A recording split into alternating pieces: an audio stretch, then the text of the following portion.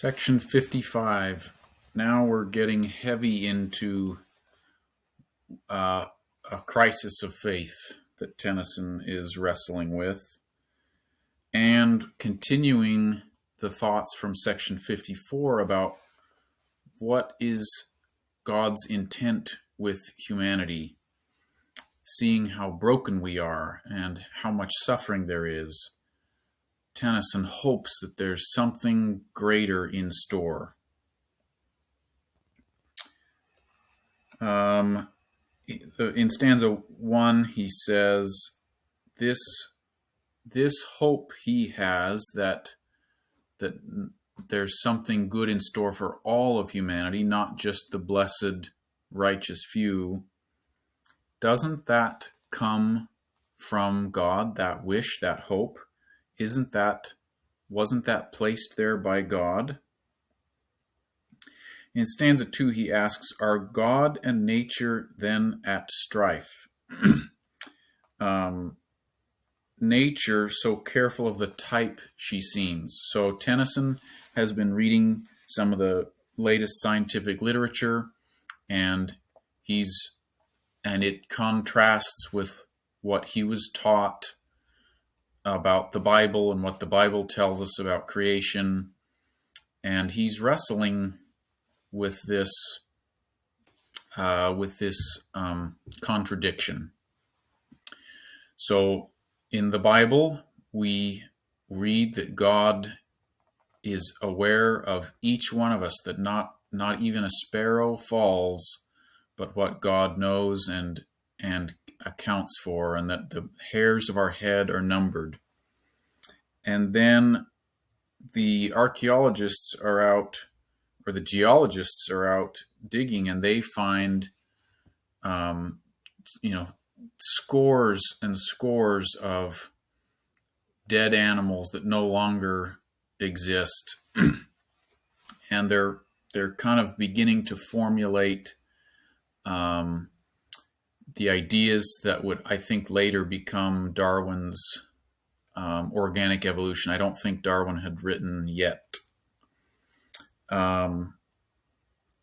So when he says nature is careful of the type, but careless of the single life, the idea at that time was that evolution was for the propagation of species and preservation of species, and not that nature cares about any one individual, but that nature would try to protect and preserve an entire species. Whereas in the Bible, we read about God who cares about the individual. And certainly I want to believe in a God who cares about me, not just humans as a species. I want to believe that I'm loved for me, for my individual. So he sees this contrast, and he's struggling with it. 50 seeds, she often brings but one to bear. Again, fish produce, 10,000 eggs, and only 5% of those live on to adulthood. That's not a very caring way to, it seems that nature is cold and harsh and uncaring when you think about those odds. I falter where I firmly trod. He says, I used to feel confident in God's love, but now I falter. These altar stairs that slope through darkness up to God. He's praying. This is back to that infant crying in the night. He prays, but the stairs slope through darkness. He can't see God. Stanza 4.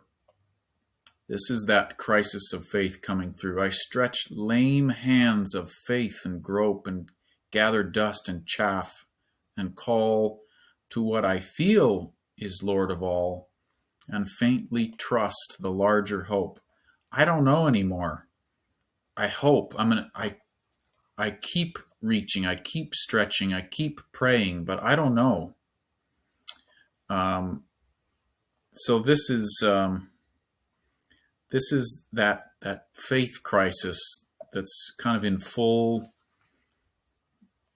crisis mode here.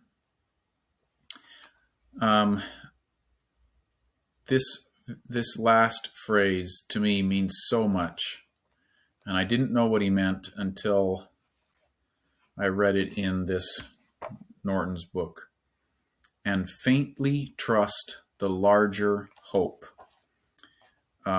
Tennyson's son, who wrote a lot about Tennyson and his writings and his poetry and all that, he says when he speaks of faintly trusting the larger hope, he means by the larger hope that the whole human race would, through perhaps ages of suffering, be at length purified and saved. That's the larger hope, that in the end, good will come to all of us, that all can be redeemed, that humanity is not cast off forever, even though we sure seem broken. This is Tennyson's larger hope. What a powerful, wonderful hope. I'm going to do a supplemental video talking about sections 54 and 55. I'm not going to include it in these little videos that I do for each section. I'm going to speak more personally and more directly religiously than I have been.